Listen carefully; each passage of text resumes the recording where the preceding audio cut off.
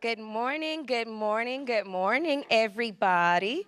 We are ready to start our session 2, Evidence in Action, what emerging research is teaching us about early childhood, excuse me. I am Lakeisha Ray. I am one of the managers for the ECI team here with DEEO. And the next session, we are going to be learning from Dr. Erin Baumgartner and Courtney Thrash. I had to take a second, but I got you. Dr. Baumgartner is the Director of Houston Education Research at the Consortium at Rice University's Kinder Institute. She partners with local school districts to conduct research that promotes equity, opportunity, and access for students, helping turn data into action and support student success. Courtney is a researcher with Rice University's Kinder Institute for Urban Research. Good morning, come on in, come on in.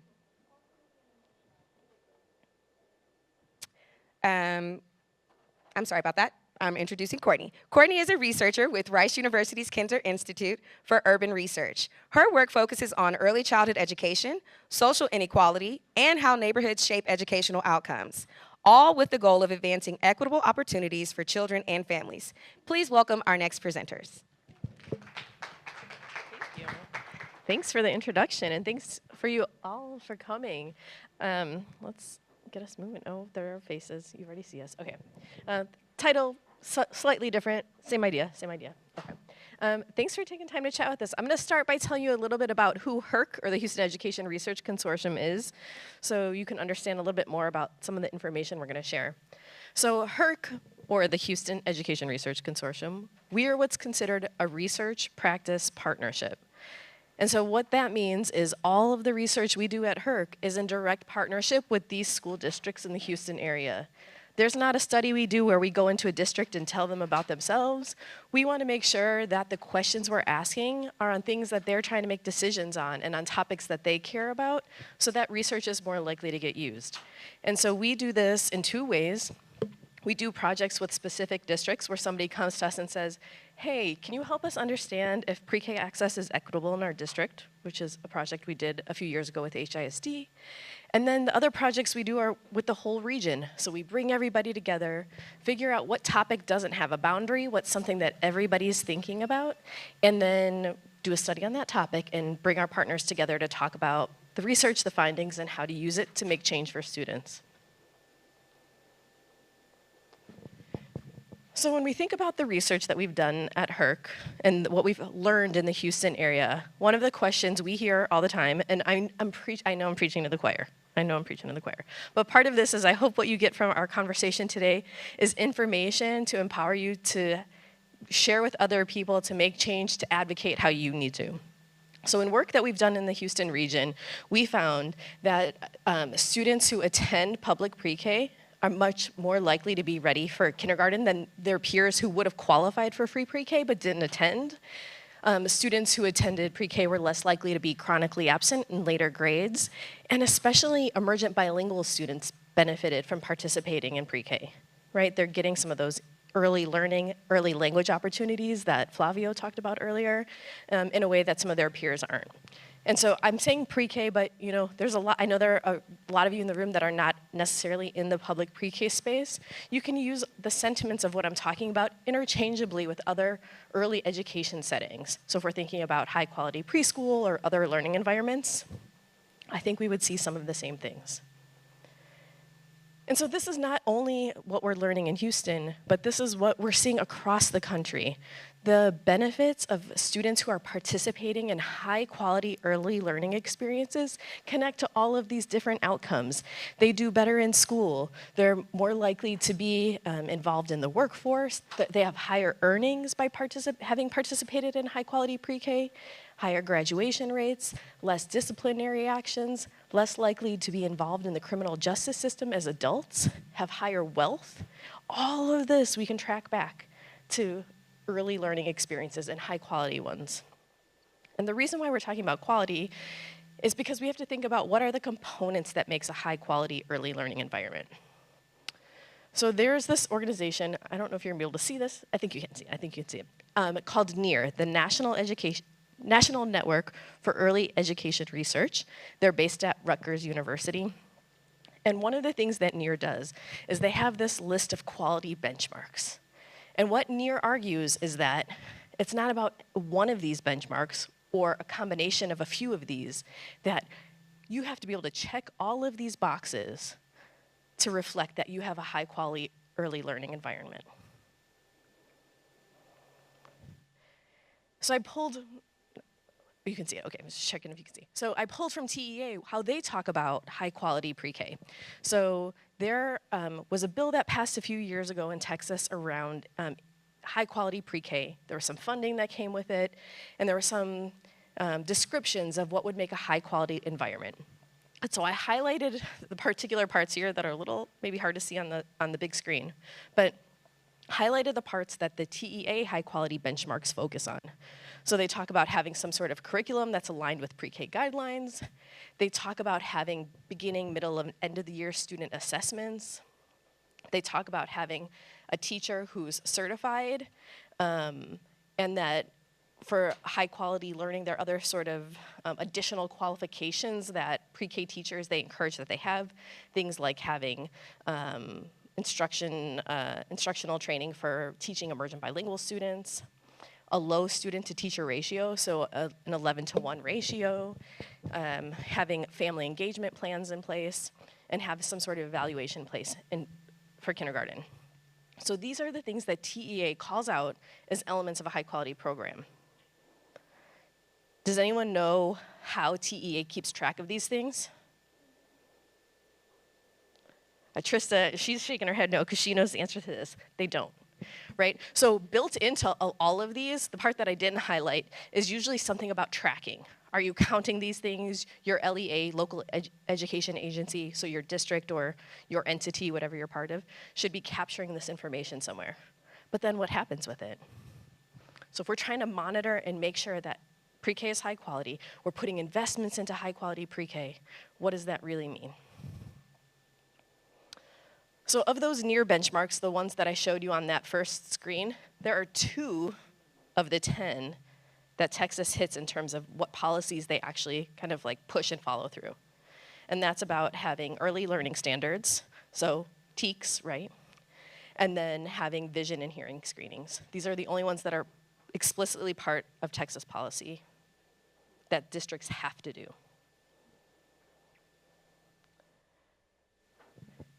It's not only Texas. When we're thinking about around the country, there are a lot of other countries that are struggling to hit these high quality benchmarks too, right? So I didn't make the color coding, just so you know, I didn't make the color coding. So all of the red ones are these districts that are lower, or I mean states that are lower, that have fewer policies in place around what makes high quality. But another piece that goes along with that is resources. So the states, I can go back and forth and you'll see similar ones that are in those red colors.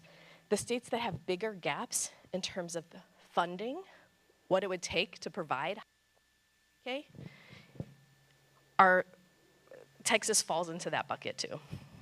So this is a figure that we have. So this is every state. You're not gonna see all the states listed here because it's already too big.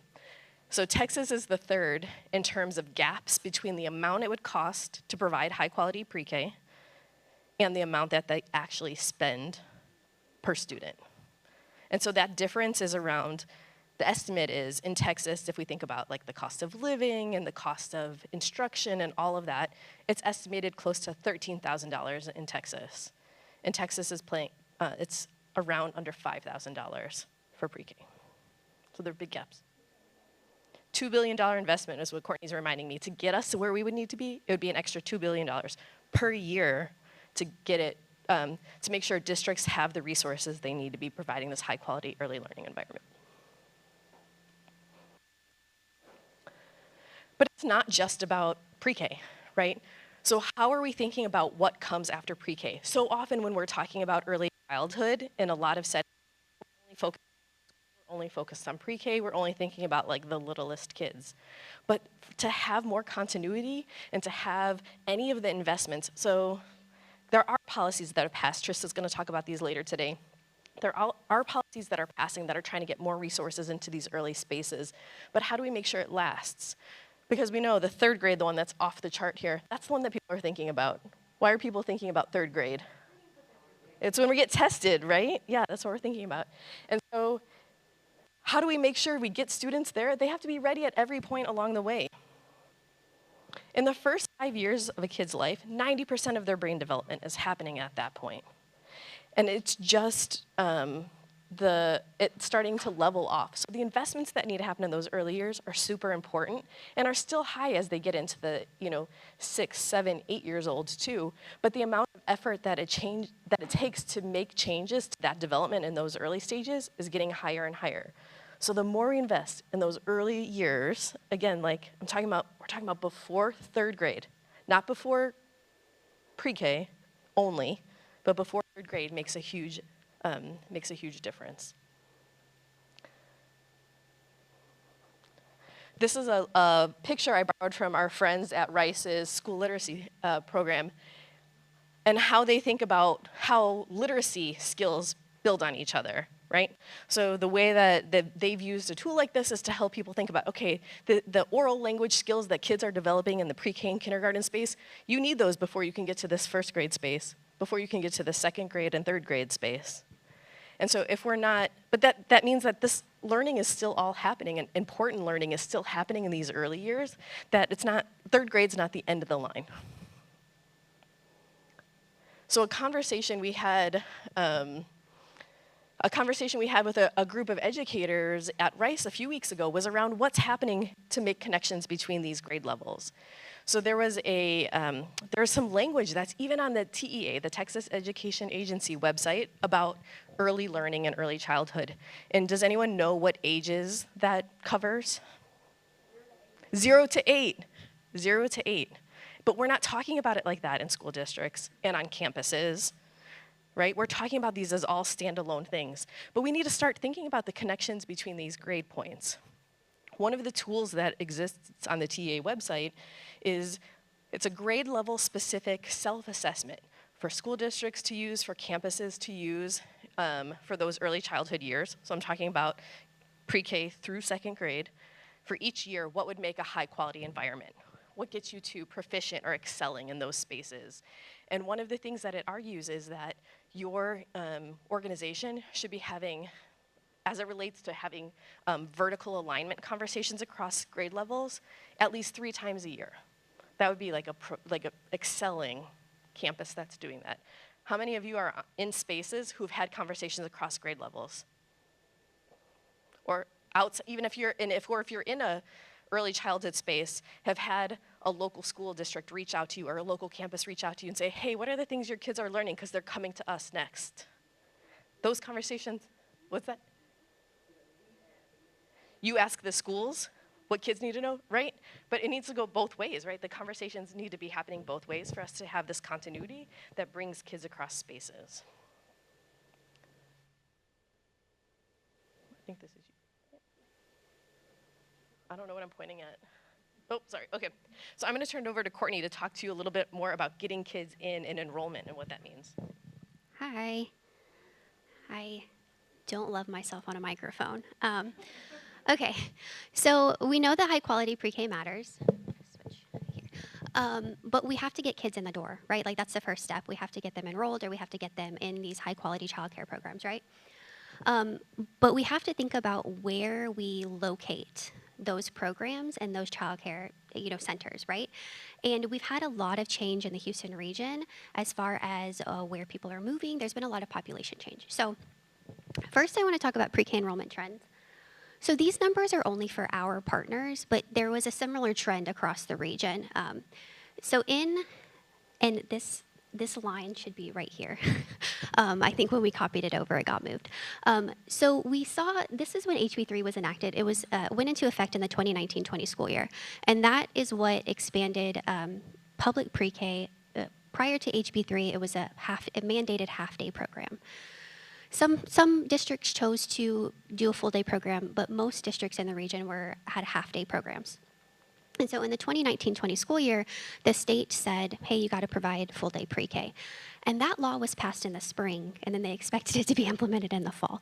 So in the 2019-20 school year, school districts were still in the process of getting their full-day pre-K programs up and running. They had these massive enrollment campaigns. And so we saw a slight increase in enrollment when that went into effect. But really, we were expecting a really big enrollment in the 2020-21 school year after these big enrollment campaigns went out. And then COVID happened. And we saw that, across the nation, we saw enrollment declines, and it was especially difficult for our youngest kids. That transition to digital learning did not go well for the youngest children. So just within our district partners, there was an 8,000 student enrollment decline. And we've seen that after we have had a rebound. I think most recent numbers, we're about back up to where we were. But the decline and the rebound was not universally experienced. So we have some of our partners whose enrollment is still below what it was pre-COVID. And we have other partners that their enrollment is above and beyond what it was pre-COVID, and they are struggling to open schools to meet the need of all those new students. And so Houston has grown, though. So in the past 15 years, Houston population has grown by 1.5 million.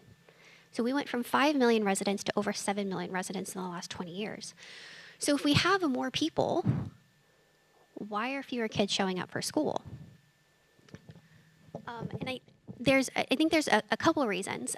We hear a lot about birth rates, like there's just fewer kids being born. But if you look at the numbers, number of births in the Houston region has actually remained stable. The same number of kids are being born today as they were 20 years ago. So we have to think more about mobility.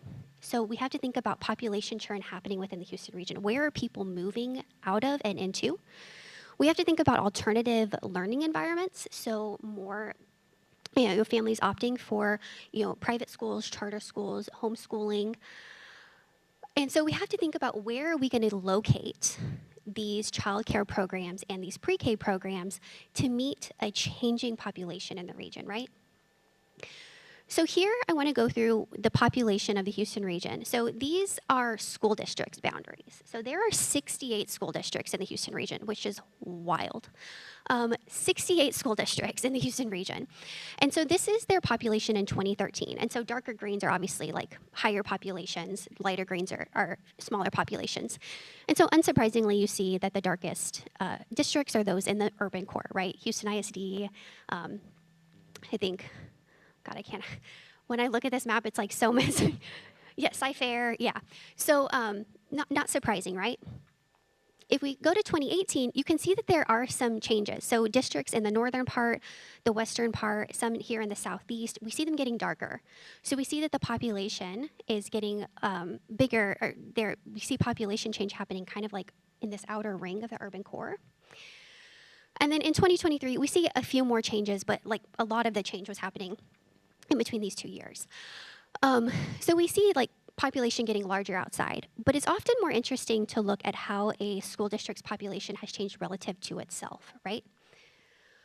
So we see that the fastest growing areas in the region are not the largest districts. So these here in green, these are districts that experienced in 10 years, their population increased by more than 40%. And we might be thinking, okay, well, this district, originally its population who lived within its boundaries was 20,000. And 10 years later, it's 30,000. And that's only 10,000 people, and like that compared to 7 million in the region, like who cares, right? Like it's just 10,000. But when a district is preparing to serve a population of 20,000, and they're now serving a population of 30,000, in a short time period, you can't open a school overnight, right? You have to prepare for those kinds of things. And so this, in only a 10-year period, that's a lot of population change. And so they're thinking about having to prepare for both how many kids are going to show up, which is really difficult to predict, but also what those kids are going to look like. So as we've had people moving outside of the urban core, we know that the population of Houston is getting more diverse. And so we have some of these school districts that are facing, having to provide more services, for instance, to English learners. or having to provide services to more economically disadvantaged families. And those are the two primary ways that kids qualify for pre-K, right? And so it's thinking about not just who's going to show up, but what those students are going to look like. And I think the important thing about this is that we have to think that the areas that we've invested in over the past few decades might not be the areas that need the most investment now because of population change. And we know that nearby access is connected to enrollment. So when we surveyed parents about how they chose the programs that they sent their kids to, distance from home and distance from their workplace were the two most important things that were brought up by parents. And students who live within a mile of a pre-K program are more likely to attend. But we also found that English learners were least likely to live within 1 mile of a program, which, like I said, that is one of the primary ways students qualify. So it's about placing programs where they're needed. And I think we need to be rethinking, as we've had this huge population shift, where that need now lies. So what does this mean? There's a lot more we can do. And so I kind of want to just challenge you to think about what's something you're going to take away from this that you could share with somebody else. What's something you could take away from this that you can use in your own setting? Or what more do you need to know? And we'll open it up to questions, comments, rude remarks. I'll take anything.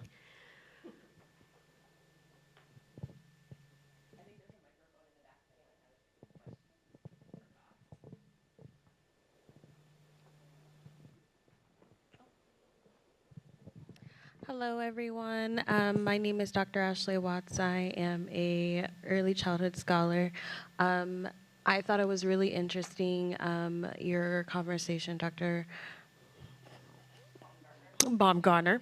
Okay, Erin, on the pre-K through grade 3 continuum, and to your point, that's something, or an emerging trend that we're definitely seeing across the nation, as school districts realize the priority, or the criticality based around pre-K through grade 3, and even some state education agencies are restructuring their their departments and their interagencies to reflect that continuum, and my dissertation actually touched on this, but one of the things that they found with, or one of the things that was a central theme, was vertical alignment. And yes, alignment has to come both horizontally and vertically, but other critical factors such as playful learning that emerges in early elementary phase. So that was really interesting. Thank you for that. Is there anyone who wants to share something they're doing to try to think about vertical alignment, or if you have a question?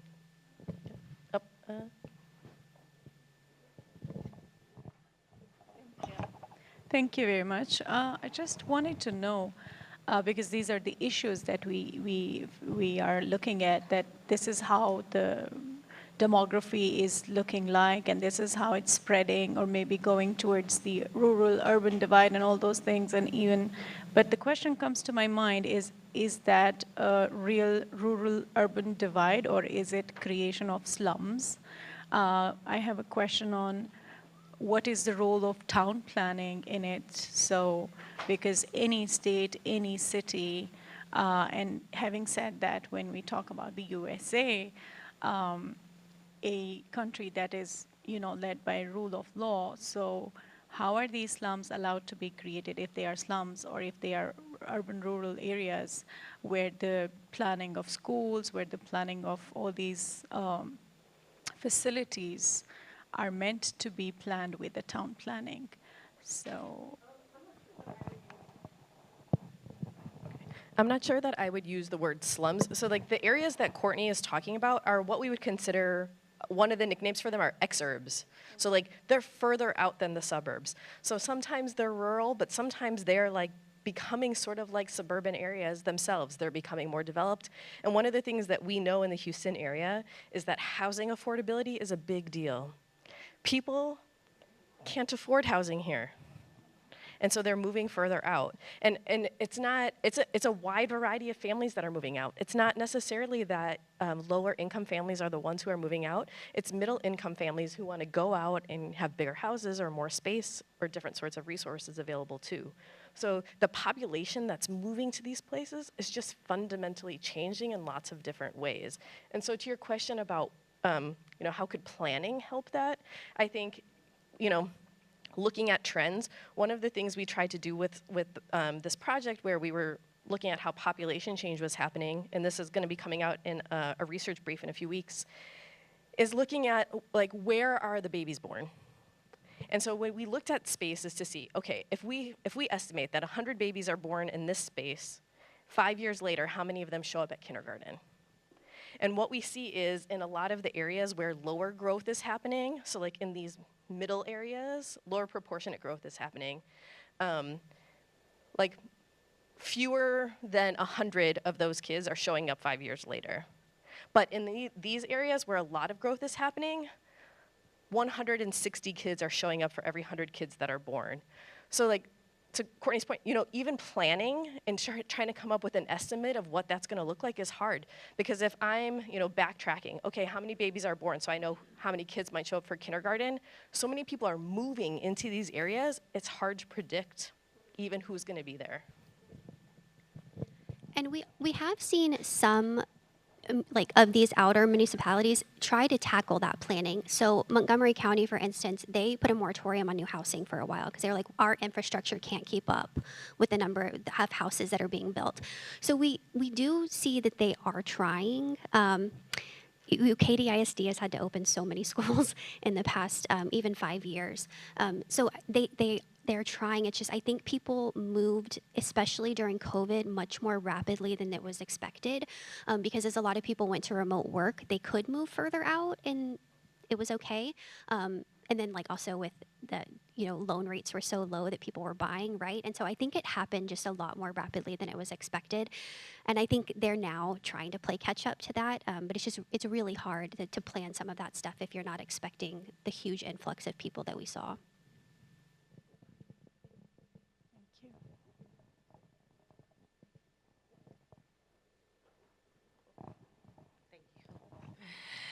Okay, thank you for your presentation. So, as far as the Institute, do you have any research that you're working on or you have worked in the past as far as parental involvement as part of the high quality pre-K, centers in Texas? And because, we know that it's kind of like the forgotten piece, which is so essential. There's not a lot of information about parent involvement and, sorry, I'm trying to back up. And family engagement is one of the pieces that's part of this, right? Recommended to have part of this. And the things that Flavia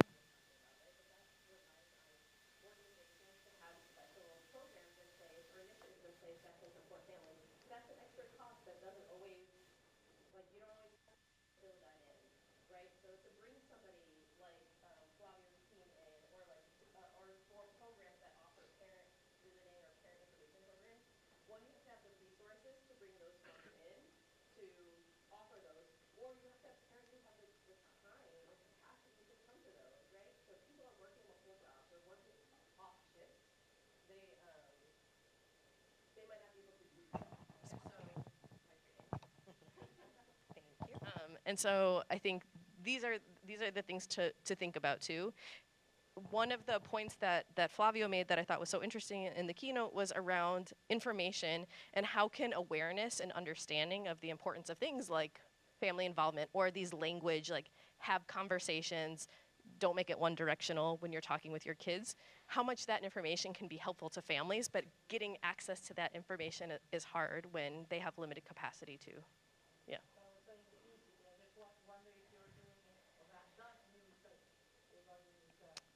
I think so. The work that Flavio is doing. So Flavio is also part of the Kinder Institute. I didn't really describe that very, very clearly. So the Kinder Institute for Urban Research is a research center at Rice, and we're made up of 5 research centers. One is HERC, the Houston Education Research Center, research in partnership with school districts. Center is the Center for Economic Mobility, and he's been doing research for a number of years, including with A-Leaf, as you mentioned, on this topic of like how family involvement, especially around literacy and early language skills, what implications that has for the kids and their families as they age. Yeah. So I'm curious. So we've talked about limitations that the schools have. You've talked about funding limitations. You've talked about communication between grade levels. We've talked about parents being available and being able to come to these sessions, right? I'm curious to know where could, and because I come from informal learning environment, I wonder how the informal learning environment, spaces that are outside of schools can play a role, because they could be available at times when parents are not necessarily working, on weekends, at other times. What is a role, or has that role ever been explored to be somehow in partnership with formal learning environments, being a supplement available for those things that cannot always happen in schools because systems may not be ideal for it? One of the things that I say all the time is we expect schools to do everything.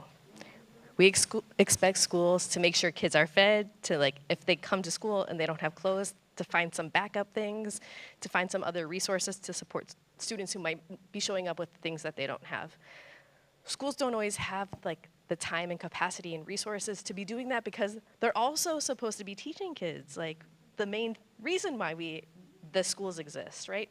And so, yes, 100% schools and the community rely on external organizations, other places that can provide supports to students and families to do that work. We have an event that's coming up in December where we're gonna bring people from different school districts together, people from nonprofit organizations together to talk to us around what do you need to know about student needs? Students and families like holistic wraparound support needs. So we're gonna bring this group together to have that conversation to figure out what information people know so we can collect it and get it to them and help school districts and these organizations make these connections. And so I think that's a big part of it too, because one of the other things we've heard from the nonprofit organizations, the service providers, the after school programs, whatever it might be, is they don't always have the information to be able to advocate for funding or financial support to offset the costs for those types of programs, and so we hope the information we can get would help with that too. But I think a big part of it is you have to get in. Like if you're trying to form a partnership with a school district, I know this is hard, you have to get in with the district, you have to know the right person, and it has to be aligned with their strategic initiatives. And so you might have an amazing program that might just not be aligned with a particular district, but there might be another district that's interested in it. So I think be open to.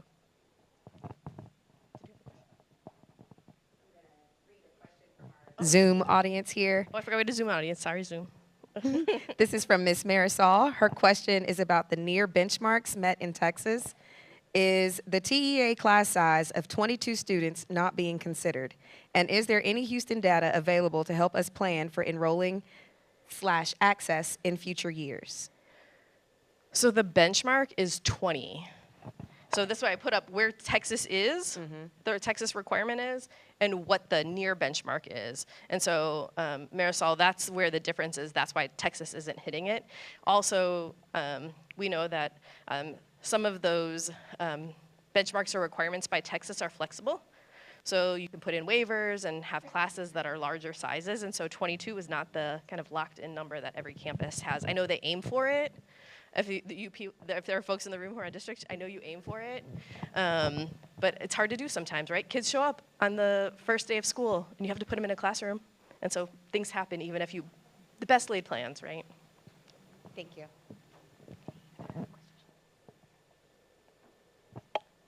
Oh. Yeah. I have a question about birth rates, if it's something y'all have looked into.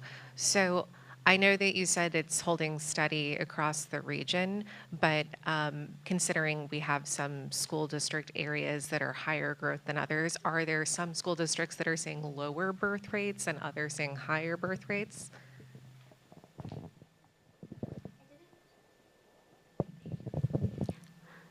Yes, I focused less on that and focused more on the alignment between births and eventual enrollment. So I couldn't look at whether a kid born in a district eventually enrolled because I couldn't make that connection, right?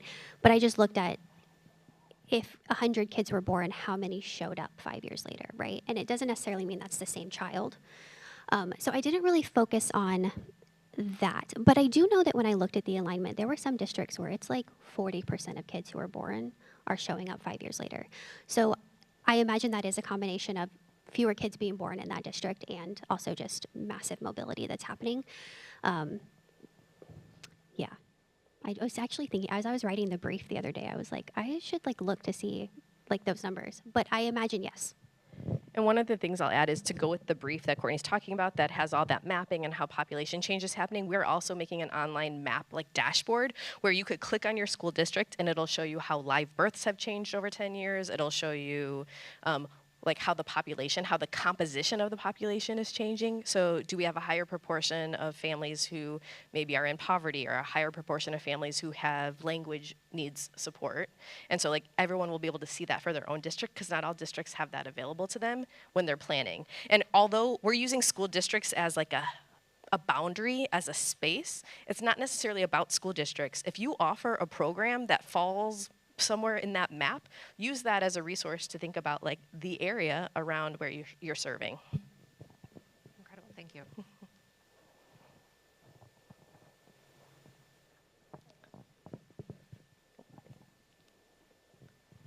Can I challenge you in the room? Is there something that you heard today that you're thinking about, okay, I need to take this back and tell somebody?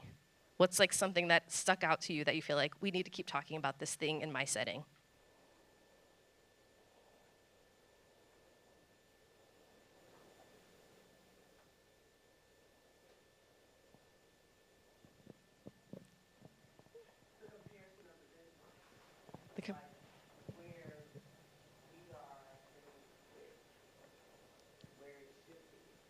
The comparison of the benchmarks where Near argues that, yeah, this is what makes a high quality program and this is where Texas is at, yeah.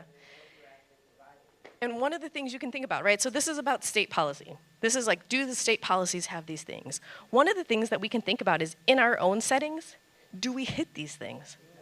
It's not only about what the rules are, but what are we aiming for where we're at? And so how can we use things like this to do a little bit of a self-assessment to see, okay, how close are we getting to those things and what are the ones that we want to push harder at?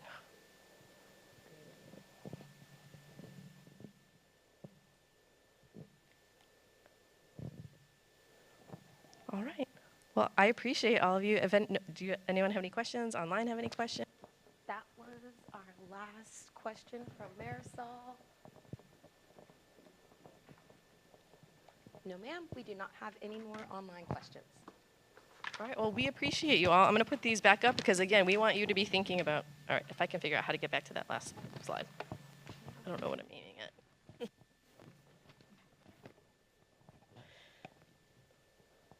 All right, I'm going to get there eventually, I promise. Like, there we go, okay. I want you to think about these things, and this is not just today, this is from this session, but this is from the sessions you went to earlier. What are the things you're going to take away? Anytime you go to something like this, there's something that's going to help push you. So think about what it is and be intentional. All right, thank you.